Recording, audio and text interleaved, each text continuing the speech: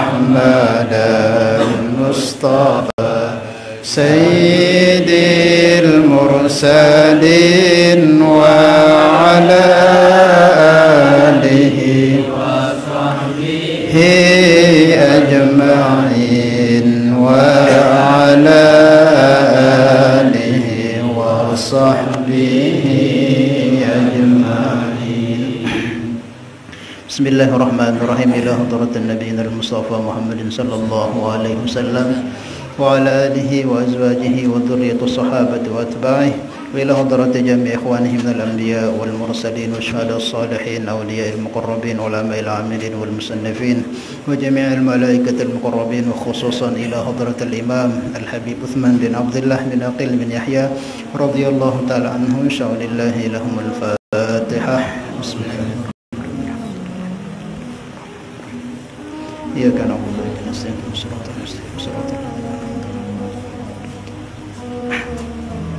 Jamaah salat maghrib yang sama-sama dirahmati dan dimuliakan Allah Subhanahu wa taala. Insyaallah malam niki kita lanjutkan pembahasannya. Ndak kita selesaikan yang kemarin itu mengenai hukum syar'i. Cukup sebagai pengenalan aja penerangan yang berapa minggu kemarin itu. Karena pembahasan di kitab ini tidak kita akan bahas mengenai masalah hukum syar'i atau masalah fikih. Nanti itu dibahas di kajian-kajian fikih. Insyaallah supaya cepat kita masuk ke pembahasan sifat-sifat Allah. Niki hukum yang terakhir penting juga kita kaji. Ini yang terakhir niki sebagai jalan untuk kita nanti mudah memahami ketika kita masuk ke pembahasan mengenai sifat-sifat Allah.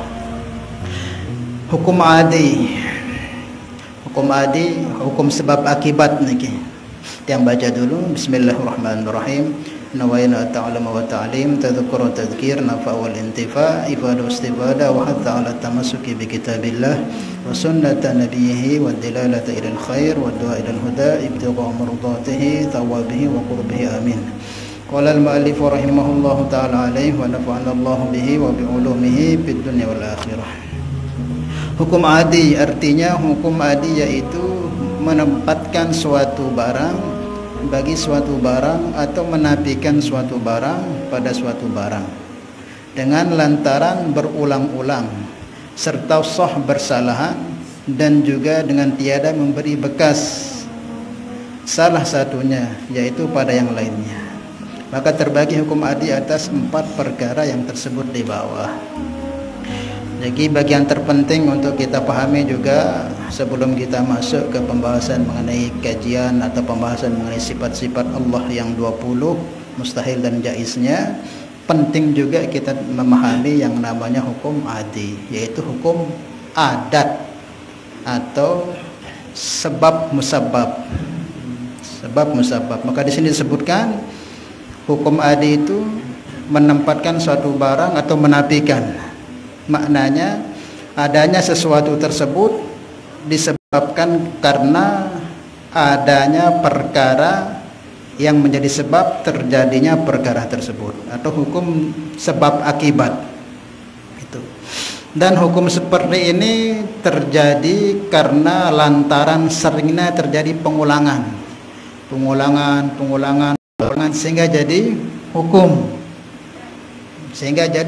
Dari kecil kita lakukan hal seperti itu, kita lihat, kita saksikan, sehingga jadi hukum dia. Kalau kita mau hal itu mesti kita buat ini, kalau kita mau itu perkara ini harus kita buat perkara ini. Itu namanya hukum adi, hukum sebab akibat.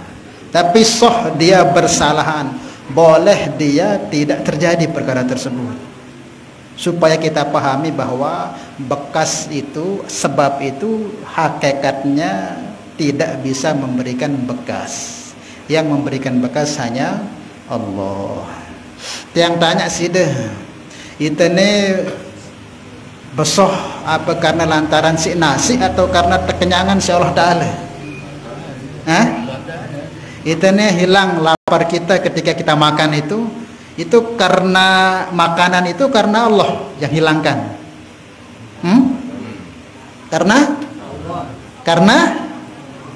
Karena Allah itu hakikatnya.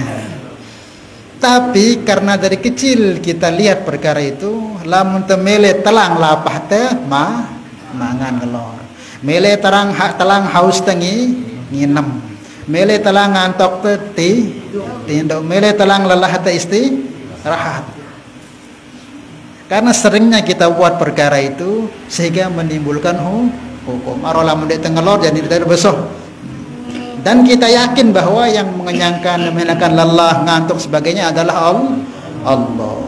Itu namanya hukum sebab akibat. Temele telang ngantuk te istirahat. Mele telang lelah te istirahat. Mele telang haus te nginam dan sebagainya.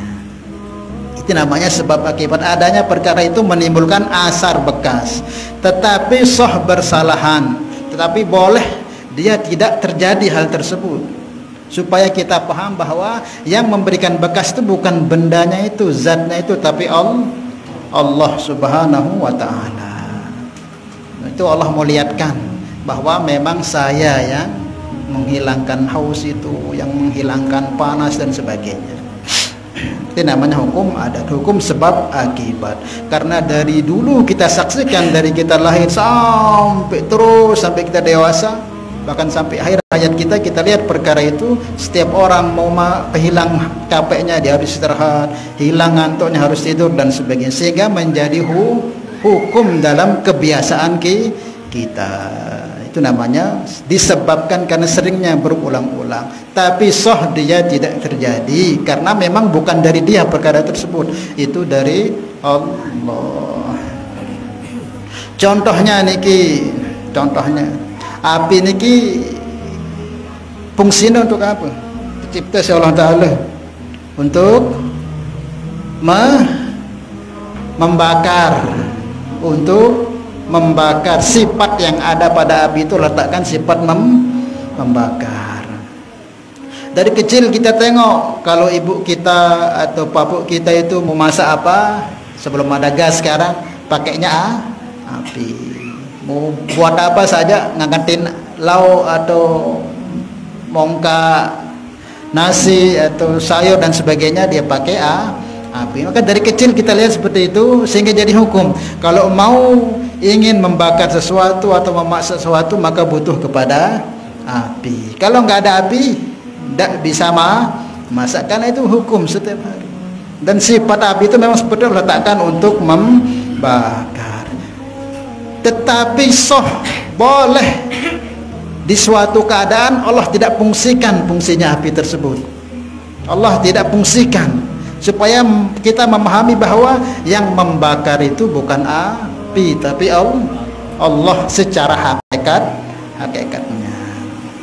Kisah Nabi Allah Ibrahim alaihissalam ketika beliau berada di dalam api selama 40 hari di kobaran api yang begitu besar.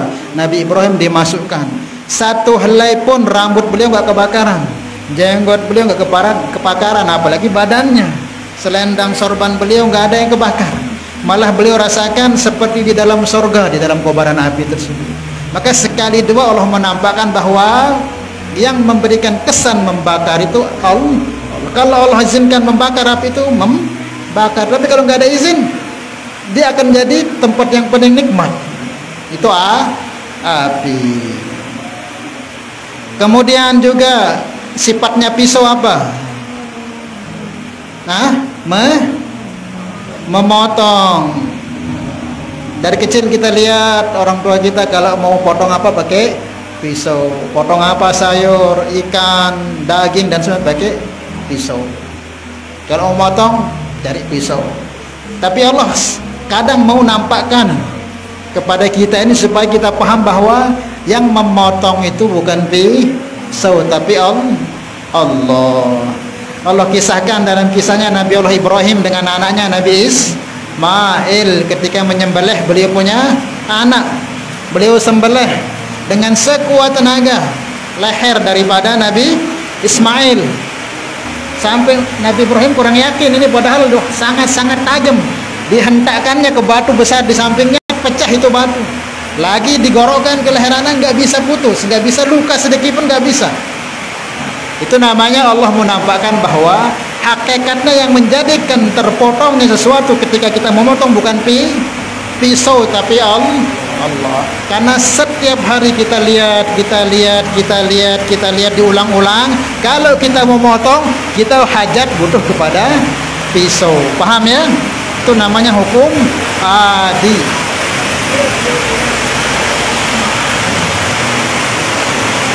Dengaran? Kedengeran? Tidak kedengeran ibu-ibu itu.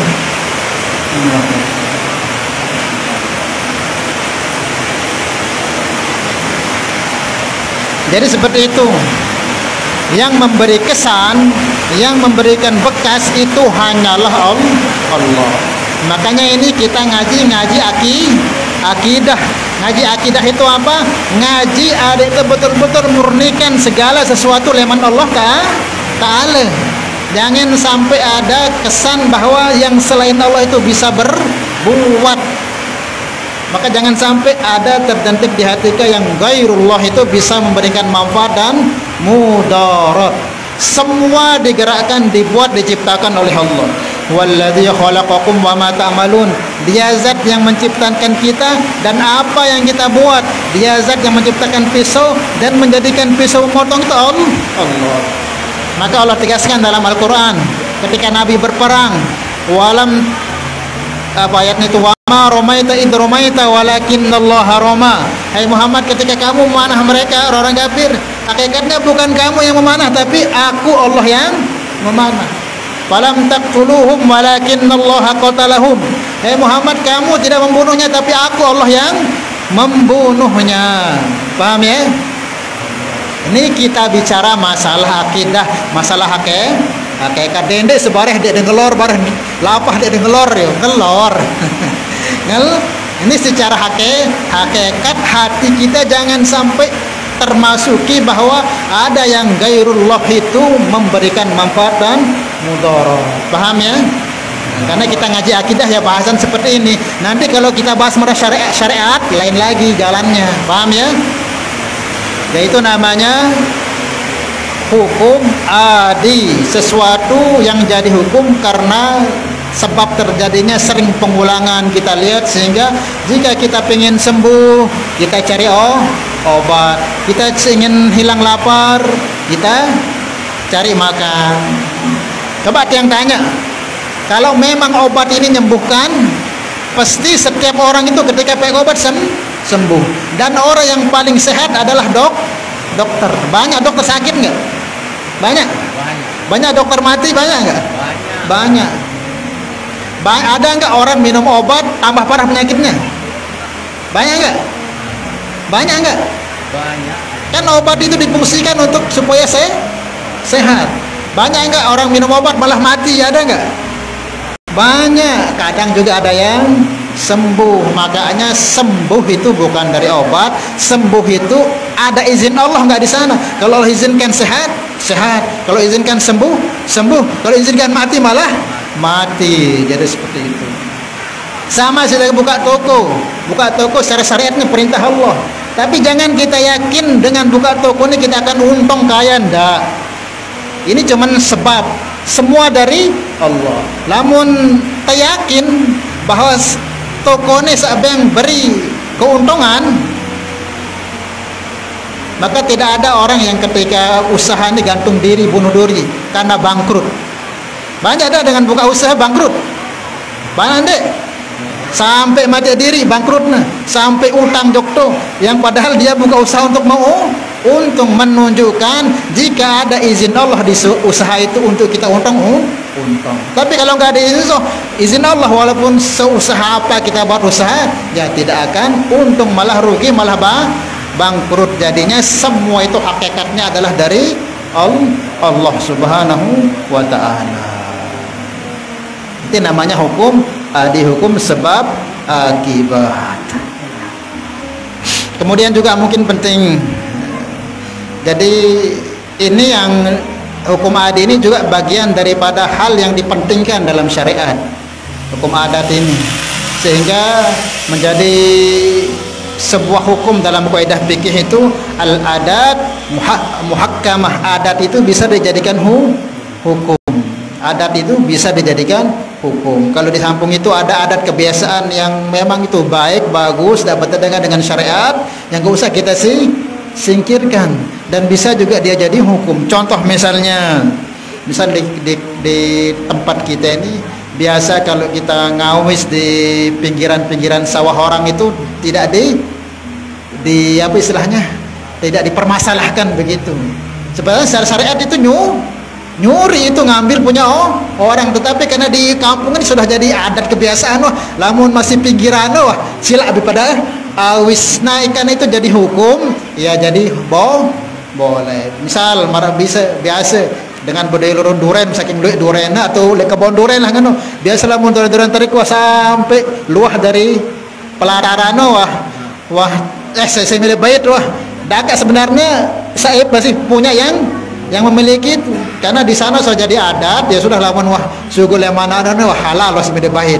Maka karena itu sudah jadi kebiasaan adat hukum di suatu kampung itu, maka mengambil di saat itu tidak jadi haram walaupun yang punya orang lain. Paham ya? Maka dalam fikih juga masalah adat ini juga bisa dijadikan hukum. Al adat muhakkamah, adat itu juga bisa dijadikan hukum. Kemudian juga niki perlu juga kita pahami, kadang-kadang ada sesuatu yang khariqul adah, yang tidak sesuai dengan adat, tapi itu terjadi. Ini banyak terjadi yang tidak sesuai dengan adat, tidak sesuai dengan akal kita, adat kebiasaannya. Kok itu terjadi? Maka itu bukan perkara mustahil. Jadi yang namanya mustahil niki, mustahil itu Allah tidak ada, itu mustahil. Allah ada lagu ya budaya penembe no mustahil. Ara Allah no lagu jangan meninggal sakit lelah capek ngantuk itu mustahil. Allah Ta'ala lagu ya serupa kanca makhlukna ya berdua anak ya berdua senena no mustahil, walaupun teryakin Allah no ara atau Allah ara lagu itu yakin Allah no ya berdua tahu tempat li ars dan sebagainya, itu ditolak, itu mustahil. Allah itu laisa kamitslihi syai', Allah itu qiyamuhu ta'ala binafsihi, itu yakin Allah no ara lagu baranta Allah no ya bilang Allah bapa Allah anak, maka walaupun kita yakin ada Allah itu pun mustahil. Nah yang selain itu tidak mustahil. Maka kita tengok mungkin ada manusia, tiba-tiba manusia ini bisa berjalan di atas air. Yang adat kebiasaannya manusia itu berjalan di bumi. Ini kok ada orang berjalan di atas air? Ini kan di luar adat kebiasaan ini. Jangan tidak katakan wah mustahil. Bukan itu namanya mustahil. Itu namanya kadang ada adat kebiasaan itu tidak terjadi, malah bertentangan dengan adat kebiasaan. Seperti manusia atau binatang biasanya berjalan di atas bumi, kok ini berjalan di atas air, malah ada yang berjalan di atas udara. Jangan kita katakan mustahil, karena tapi Ustaz dia bertentangan dengan adat. Makanya itu namanya khariqul adah, bukan mustahil. Kita tengok pelakunya siapa. Kalau pelakunya itu seseorang yang akan diangkat jadi nabi, misal dia ini belum jadi nabi tapi dicalonkan jadi nabi, tapi kok dalam keadaan sehari-harinya itu banyak hal-hal yang khariqul adah, yang tidak sesuai dengan adat yang dia kerjakan itu. Keanehan banyak terjadi yang tidak sesuai dengan adat. Kadang dia tidak makan berbulan-bulan tapi hidup, kadang dia berjalan di atas air, kadang dia berjalan terus dinaungi oleh awan. Nah kalau itu terjadi kepada orang yang akan dijadikan nabi masih kecil, namanya itu irkhas. Irkhas itu keajaiban yang khariqul adah, yang tidak sesuai dengan adat kebiasaan terjadi, itu hanya diberikan kepada orang-orang yang akan dijadikan nabi. Seperti Nabi Muhammad ketika pergi berdagang ke Sam sama pamannya Abu Thalib, kadang beliau sering dinaungi oleh awan. Itu bukan mustahil. Kalau itu orang yang akan dijadikan nabi, batu irkhas. Nabi ketika masih bayi disusui oleh ibu susunya Halimatus Sa'diyah yang dia miskin, gak punya apa-apa. Ketika menyusui Nabi, semua berubah keadaannya. Hartanya banyak, semua kelebihan-kelebihan harta diberikan, keberkahan dalam kehidupannya diberikan. Itu namanya firhas. Tetapi kalau diberikan khariqul adah itu kepada orang yang jadi nabi, contohnya misal, tidak ada satu kekuatan pun yang makhluk yang mampu membelah bulan, ada enggak? Atau membelah lautan, ada enggak? Ini kan perbuatannya khariqul adah. Ndak, mana bisa tongkat kayu nus abau pelang dia jalan lautan yang begitu besar di Laut Merah di Nabi Musa itu. Kan itu namanya khariqul adah, bertentangan dengan kebiasaan. Kalau mau buat jalan dia itu harus kirim barang-barang berat, berbulan-bulan kan sampai bertahun-tahun baru bisa. Tetapi Nabi Musa dengan tongkatnya, kan itu khariqul adah namanya. Tapi jika hal itu terjadi kepada para nabi yang tidak sesuai dengan adat kebiasaan, kok terjadi pada diri nabi, berarti itu namanya mukjizat. Jangan kita heran, wah mustahil, mana mungkin. Nah, lihat pelakunya siapa. Kalau pelakunya orang yang akan diangkat dari nabi tapi dia belum jadi nabi, namanya irhas. Tapi kalau diberikan kepada orang yang sudah jadi nabi atau rasul, maka itu mukjizat. Paham ya? Termasuk juga Nabi Muhammad SAW belah bulan. Itu betul atau hoak itu? Nabi Muhammad belah bulan. Nah, betul enggak? Betul, itu permintaan Abu Jahal. Meminta ya Rasulullah, ya Muhammad, kalau kau betul-betul bisa belah ini bulan, saya masuk Islam sudah. Langsung seketika kes masuk Islam di hadapan kau. Maka Nabi SAW ya, mohon kepada Allah, atas izin Allah diperintahkan. Maka Nabi dengan telunjuknya belah itu bulan, terbelah. Orang-orang yang ada di belahan bumi sananya Mekah ataupun timur baratnya Mekah itu, yang masih kafir itu, ngelihat bulan itu pecah dan mereka bersyahadat selepas mengetahui bahwa itu mukjizat Nabi Muhammad. Tapi malah yang minta ini tidak masuk Islam. Wah, tambah hebat sihirnya Muhammad nih. Malah dia tidak dapat hidayah, malah dia minta supaya kalau memang betul kau bisa Muhammad, saya akan masuk Islam. Dibelah bulan oleh Nabi dengan izin Allah, atas izin Allah. Tetapi malah dia katakan, hebat sihirmu Muhammad, tambah hebat nih Tuhan, sahir kahin luar biasa kami. Malah yang minta untuk dibukakan mukjizat tidak dapat hidayah, malah yang enggak minta dapat hidayah. Itulah mahalnya hidayah. Dan banyak lagi hal-hal yang khariqul adah yang terjadi kalau itu diberikan kepada para nabi, itu namanya mukjizat. Tetapi kalau diberikan kepada orang-orang hebat yang kesolehannya luar biasa, yang tidak sampai tingkatan para nabi dan rasul, para wali lah misalnya. Kok ada wali terbang? Mustahil enggak? Ada orang terbang, mustahil enggak? Yang biasa kan terbang burung. Kok ini ada manusia terbang? Mustahil enggak? Mustahil? Nah, baru terbahas. Mustahil? Ada manusia kok terbang? Pakai sejadah lagi kayak Aladin itu terbang. Mustahil enggak? Mustahil enggak? Enggak mustahil. Mustahil yang tadi itu. Lihat pelakunya. Kalau Nabi Muhammad Isra Mi'raj menembus langit ketujuh sampai mustawa sampai arus. Lihat pelakunya. Kalau itu diberikan kepada orang yang soleh, yang tingkatannya tidak sampai tingkat Nabi dan Rasul, kok hal itu yang aneh, khariqul adah, tidak sesuai dengan akal. Yang manusia bisa jalan di bumi, kok ini di udara. Lihat kalau dia itu seorang wali, berarti itu karomah, bukan mustahil, itu karomah. Banyak wali yang bisa sekejap sampai kemana-mana, terbang sampai kemana-mana.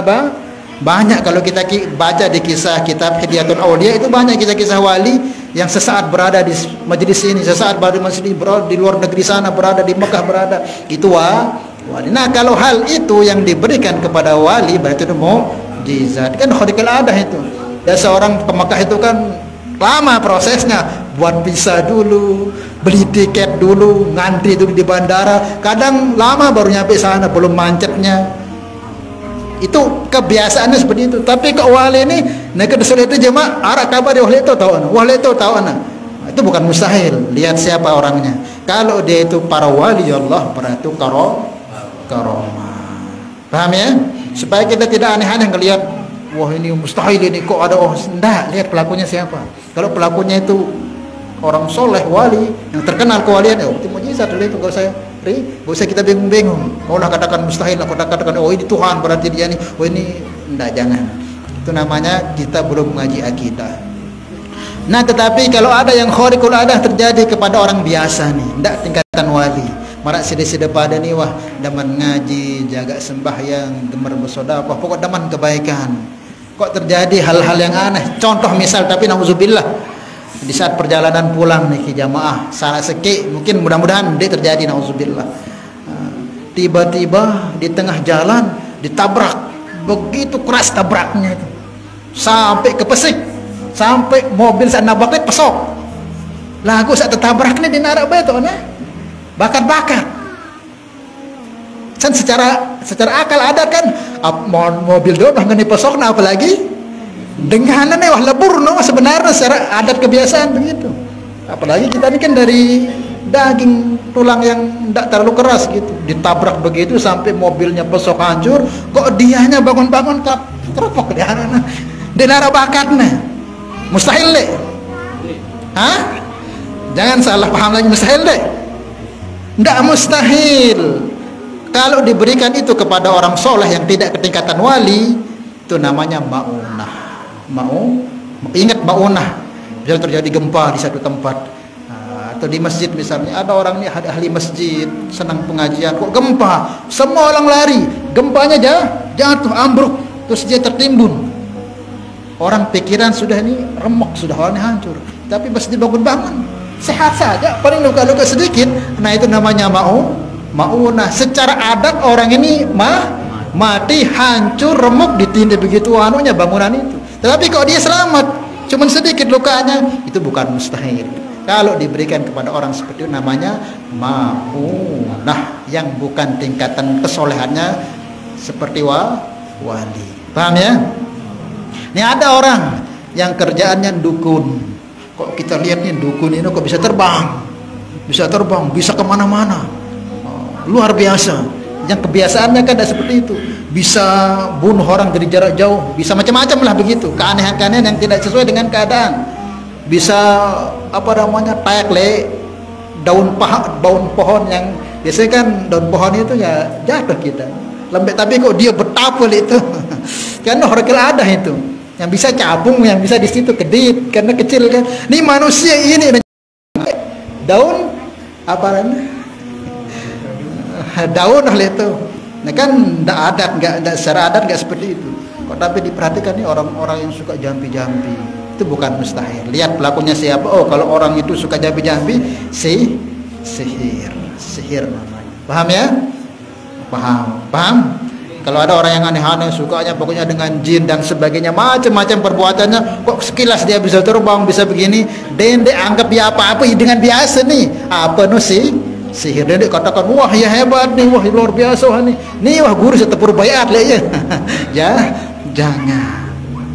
Jadi kita mau ambil suatu torekoh itu jangan lihat yang khariqul adahnya, tersesat kita nanti. Karomah yang paling besar yang dimiliki para aulia itu apa? Di saat satu pun dari gerak-geriknya itu tidak terhalang atau tidak lepas dari sunnah Nabi. Nah, itulah karomah terbesar. Kadang sekarang ini kita anggap orang itu hebat itu kalau dia bisa terbang, bisa berjalan air, itu hebat itu. Ini Abu Jajah dan Bustami katakan orang yang punya derajat seperti itu seperti burung namanya. Derajat burung kok diambil, kok bisa belajar berjalan di situ, derajatnya apa namanya, bisa di air itu. Apa itu? Mukjizat atau apa namanya, karomah terbesar umat Nabi Muhammad ini di saat dia angkat menjadi kekasih Allah Subhanahu wa taala, yaitu di saat setiap gerak-geriknya itu tidak terlepas keluar dari sunnah Rasul. Itulah mukjizat terbesar. Dan itu serius orang lu perantai hebat ngene-ngene karena khariqul adah itu jangan. Setan, iblis, dajjal lebih hebat nanti akan seperti itu. Lihat utamanya itu kalau kita ambil seorang jadi guru itu bagaimana tamasuknya dengan sunnah itu. Itulah mukjizat terbesarnya umat Nabi Muhammad, tatkala setiap gerak-geriknya itu tidak ada yang keluar sedikit pun dari sunnah Nabi. Cara bicaranya, cara pakaiannya, cara bergaulnya, cara ininya, itu sunnah terbesar. Bukan dia bisa begini enggak. Jangan nanti ikut tersesat. Paham ya? Nah, kemudian jika itu diberikan kepada para pendosa, ara si pulanin dek nuah sembahyang, kadang bisnisnya pun judi, riba, lalu ya sehat doang awakna, sehat awakna, bahagia ruang kehidupan, jalan bisnisnya. Padahal dengan ahli maksiat sembahyang itu orang sembahyang, pokoknya lali doang senegawe. Itu jangan kita terkesan. Kalau itu terjadi, diberikan hal seperti itu kepada orang-orang yang dimurkai Allah, tapi tambah hebat anunya, itu namanya apa? Istidraj. Sanastadrijuhum min haitsu la ya'lamun. Istidraj namanya. Dikasih dia waktu senggang untuk Allah untuk taubat. Kalau dia tidak mau taubat, nanti dia akan tambah berat siksaannya akan diberikan oleh Allah. Bukan karena Allah sayang, bukan karena Allah nggak mampu menyiksanya, bukan. Allah masih kasih kesempatan sampai piran buat seperti ini. Ingat, ketika kelihatan orang-orang zalim berbuat kezaliman tapi kau makmur, bukan Allah nggak mampu atau bukan Allah sayang dengan dia, enggak. Tapi Allah mau kasih kesempatan. Kapan sampai dia kok sampai batas Allah bataskan, kok masih buat seperti itu, seketika itu hancurkan gampang, semenit Allah hancurkan bisa. Innama numni lahum liyazdadu itsma. Para pendosa kan kok dibiarkan oleh Allah, dibiarkan kok gak dihancurkan. Jangan kita pernah buruk sangka kepada Allah. Malah orang-orang yang berjuang ini kok susah, terhimpit, dimusuhi, itu memang biasa seperti itu. Malah orang-orang yang mencah belah umat, agama kok makmur aja. Innama numni lahum liyazdadu itsma. Allah biarkan supaya tambah banyak dosanya, nanti tambah sangat siksanya. Allah katakan, firmankan dalam Al-Quran, wala tahsabannallaha ghafilan amma ya'malu zalimun. Jangan pernah kamu menyangka Allah itu lalai dari perbuatan yang dibuat orang-orang zalim ini, orang maksiat ini. Jangan pernah, bukan karena Allah lupa, bukan karena Allah sayang, bukan karena Allah enggak mampu ngazab, enggak. Allah kasih kesempatan lagi. Nanti kalau sudah Allah mau hancurkan gampang. Fir'aun itu ketika Nabi Musa dikejar, Nabi Musa kan begitu banyak bala tentaranya, seolah kalau Nabi Musa pun perang secara zahirnya itu nggak akan pernah menang sudah Nabi Musa. Tapi Nabi Musa orang imannya kuat. Allah pasti akan inna ma'a rabbi sayahdin, Allah akan bersamaku. Caranya Allah apa? Diantar dia ke sungai, dihancurkan di sana. Berapa? Tidak sampai 1 jam habis. Kalau Nabi Musa serang itu mungkin bertahun-tahun. Itu pun kalau menang. Tapi kalau caranya Allah gampang, semenit bisa. Lihat tsunami Aceh itu. Berapa itu? Enggak sampai sejam itu. Berapa hangus kalau Allah mau. Walillahi junudus samawati. Jangan makanya heran kita lihat perjuangan para pejuang. Kok selalu kalah, selalu susah. Kok yang durhaka ini kok terus berkuasa. Biarkan. Gak usah kita anukan, yang penting kita doakan terus. Nanti ada saatnya Allah itu sedetik aja habis semua mereka itu, tanpa ditinggalkan satu pun orang. Ya, jangan makanya kita sangka buruk kepada Allah atau katakan Allah ini gak adil ke orang yang berjuang. Jangan. Ada caranya Allah. Dia lihat dulu kesabaran para pejuang ini. Innallaha ma'as sabirin. Sekuat mana kita sabar, kalau sudah sampai waktunya nanti kita akan nganga secepat itu Allah habisi mereka. Tidak sampai akal kita, tapi nanti kita sabar gak begitu. Allah itu kuasa mampu. Paham ya? Nah, kalau diberikan kepada para pendosa hal-hal yang khariqul adah, kok namanya orang maksiat, orang berbuat kemaksiatan, kelalaian, suka bunuh orang, kadang zina, kok makmur terus hidupnya. Bukan Allah gak mampu, bukan Allah sayang, bukan Allah gini, bukan. Allah kasih kesempatan. Kalau dia kok terus berbuat seperti itu, nanti di dunia akan hancur dan di akhirat sangat ngeri siksanya. Wallahu a'lam bishawab. Jadi itu sekilas mengenai hukum adat. Hukum adat itu apa? Hukum yang disebabkan karena sering terjadinya pengulangan sehingga timbul di benak kita itu jadi hukum. Kalau kita mau makan maka kita cari, kalau mau hilang ngantuk kita maka kita butuh istirahat. Kalau kita mau hilang lapar kita maka kita makan. Kalau kita mau sehat kita pakai obat. Karena itu yang terjadi dari kecil kita anukan, maka seperti itu keadaannya. Tetapi boleh Allah tidak jalankan hal seperti itu. Kadang orang berobat gak sembuh malah mati. Kadang orang makan gak kenyang-kenyang, ada nggak? Ashabul Kahfi ini 350 tahun di gua, nggak makan nggak minum. Mereka bukan mati di gua, hidup. Allah katakan wa nuqallibuhum dzatal yamin wa dzatal shimal wa hum fi fajwatin min, kami gerak-gerik, kami bolak-balikkan mereka di gua itu ke arah kiri ke kanan supaya tulang rusuknya ini enggak pecah. Kalau dia tidur di sini saja nanti remuk ini jadinya. Diarahkan begini lagi. Terus setiap hari itu diginikan. Maknanya mereka tidak mati, mereka tertidur selama 350 tahun. Secara akal kan wah jadi bangke, mungkin tulangnya udah narak. Lagu masih hidup. Maknanya Allah mau nampakkan bahwa hidup seseorang itu bukan hanya karena sebab makan. Karena sering kita lihat, maka terjadilah itu hukum. Nanti di sorga itu kalau sudah mau apa-apa itu enggak perlu, mau ikan enggak perlu mancing-mancing, mau kedit, mau makan burung enggak perlu nyembelih. Disediakan kedit kabar molet tu keditnya tepangan langsung di hadapan situ. Ini ada beriba gorok, ini ada beriba goreng langsung. Di sorga itu enggak ada matahari, tapi terang. Paham ya? Jadi seperti itulah supaya tidak kaget kita memahami hukum adat ini, supaya kita tidak kaget dengan keanehan-keanehan yang terjadi di sekeliling kita. Terkhusus di akhir zaman ini akan banyak. Sebelum munculnya Dajjal, Nabi sabdakan akan muncul Dajjalun, Dajjal kecil yang aneh-aneh perbuatannya itu, yang kalau kayak luar biasa lah. Jangan sampai kita menganggapnya aneh-aneh. Lihat aja pelakunya siapa. Kalau dia wali, karomah. Kalau dia orang soleh, maunah. Kalau dia penjahat, istidraj. Kalau dia ini tukang-tukang ini sihir. Jangan kita hebat nih orang nih, hebat ini orang. Jangan. Nanti kalau kita punya kebiasaan seperti itu, Dajjal datang, kita akan jadi pengikut Dajjal paling utama. Kayak kita ngaji akidah ini ada mantap betul. Jangan mudah terkesan. Allah pun mampu berbuat apa saja. Paham ya? Karena Dajjal itu luar biasa nanti kekuatan yang Allah berikan kepada mereka. Wallahu a'lam bishawab. Mungkin ada yang mau ditanyakan sedikit. Nah, insyaallah minggu depan ya kita akan mulai bahas mengenai sifat-sifat Allah. Insyaallah, mudah-mudahan Allah berikan kesempatan umur. Oke, mungkin ada yang tanyakan. Paham tapi ini ya? Paham deh? Iya. Serah diri kepada Allah Ta'ala doa. Nggih. Pokok intinya temila jadi kekasih Allah, menjadi betul-betul jadi kekasih yang sebenarnya. Itu harus punya orang makom tawakal. Dendek bergantung sedikit pun kepada siapa-siapa, hatta kepada diri sendiri. Dendek bergantung kepada ilmu te, dendek bergantung kepada kepandian te dendek. Kalau mutameli betul-betul langsung terurus langsung leman kudratullah kepada diri kita, syaratnya tawakal. Coba dulu ketika di perut ibu, ketika kita bayi, ketika kita di perut ibu, itu begawean deh. Perut ibu begawean deh, kerjaan deh. Ketika kita bayi itu kita kerja enggak? Enggak, yang kita bisa hanya nangis. Enggak ada yang kita kenal ketika bayi itu. Enggak ada yang kita kenal. Ibu kita tidak tahu, cuman kita bisa nangis saja. Merengek kepada Allah. Datang ibu yang tersusu, datang ibu yang termakanan. Tatkala bayi itu berserahnya betul kepada Allah, maka Allah gerakkan makhluk-makhluk yang urus mereka. Nah sekarang balik perasaan diri berdoi akal, wah pinter aku, wah tahu aku berusaha, lupa terjaga Allah Ta'ala. Makanya nak terbebanin si usaha temesa jadi. Coba berdoi sifat tawakal semasa temarak li bayi lain seperti itu kalau kan urus keperluan kita.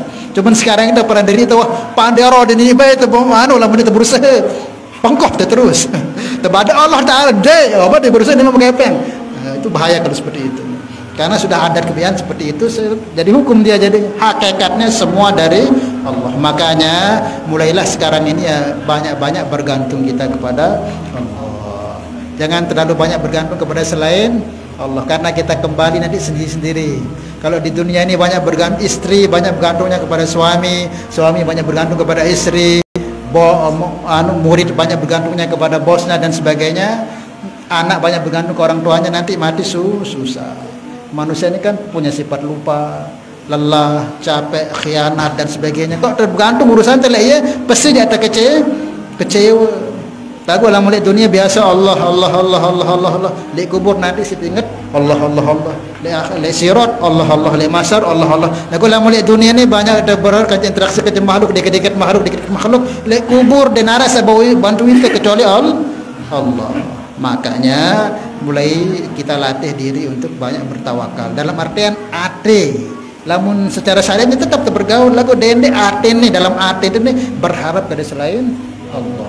Maka caranya gimana? Apa yang kita tuju itu pertama yang kita tuju Allah. Misal kita mau usaha begawean, sebelum begawean tanamkan dalam hati, ya Allah, Engkau yang mendatangkan rezeki, Engkau yang mendatangkan semuanya, Allah. Minta doa kepada Allah berangkat. Dendek andalan nak aku lalu mancing, aku pesu aku mau nanti kecewa. Paham ya? Wallahu a'lam bishawab. Ada lagi? Nggih. Entah? Tapi pertanyaan saya, bagaimana cara mematikan api amarahnya? Pertanyaan saya, bagaimana cara mematikan api amarah yang ada di kita sedang marah? Gimana tadi pembahasan masalah api Nabi Ibrahim. Sekarang bagaimana cara kita memadamkan amarah api yang ada dalam diri kita? Ya api lewat ini. Tidak ada yang ada hawa nafsu dalam diri kita ini. Ya bisa dianukan seperti api lah. Api ini kan kalau kita biarkan akan membakar kita. Harus kita padamnya gimana caranya? Kalau kita marah, kan di detiknya api ini kan kemarahan. Kalau Nabi arahkan kita, kalau kita sedang marah itu usahakan, kalau kita marah itu diam. Enggak usah bicara, diam. Nah, biasanya orang kalau marah itu tidak terkontrol nanti. Apalagi suami istri kalau marah itu rata-rata nanti, waduh boleh gitu. Terus nyesel, aduh maka saya lebih baik diam, apapun tante besi akan sini atau diam lebih bagus. Karena di saat kita marah itu setan nafsu itu paling ingin mengeluarkan kata-kata sehingga membuat kita nyesel seumur hidup. Kalau nggak bisa diam, usahakan pergi sudah. Kalau kita marah itu, kalau marahin anak pergi sudah. Kalau nggak bisa, usahakan uduk. Tidak bisa berbaring sampai aku usah bikin tidur sudah. Tidak usah dilayani karena kemarahan itu identiknya api, tidak akan padam kalau kita tidak padamkan gitu. Kalau kita teruskan marah itu akan terus marah nanti. Namanya orang sudah marah itu akalnya setengah itu akal normalnya itu setengah hilang. Maka caranya gimana? Diam, wudu, istighfar. Kalau enggak pergi sudah. Tidak usah ikut di situ, pergi. Yang tenangan hati. Kalau diam letono, pada setan itu terus. Bahkan keheran banyak orangnya nyesel di saat marah karena apa? Diteruskan. Paham ya? Innama al-ghadabu minasyaiton fatihuwa bil ma. Sungguhnya marah itu jadi setan, maka padam dia dengan air, maksudnya wudu, mandi biar hilang itu. Banyak minta perlindungan kepada Allah. Ada lagi? Cukup insyaallah nggih. Ya mudah-mudahan Allah Subhanahu wa taala berikan kita kepahaman terhadap apa yang kita kaji dan bermanfaat dan semakin membawa kita tambah dekat dengan Allah Subhanahu wa taala. Al-hadhihi al-Fatihah. Bismillah.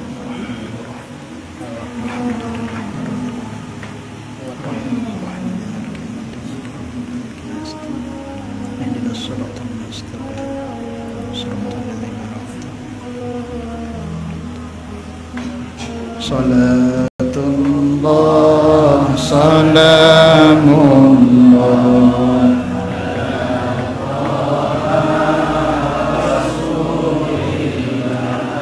salatullah salamullah ala yasin habibillah tawassalna bismillah wa bil hadi rasulillah wa kulli mujahidin lillah li ahlil badri ya Allah. Subhanallah bihamdi, subhanallah bihamdika, asyhadu an la ilaha illa anta, astaghfiruka wa atubu ilaik. Assalamualaikum warahmatullahi wabarakatuh.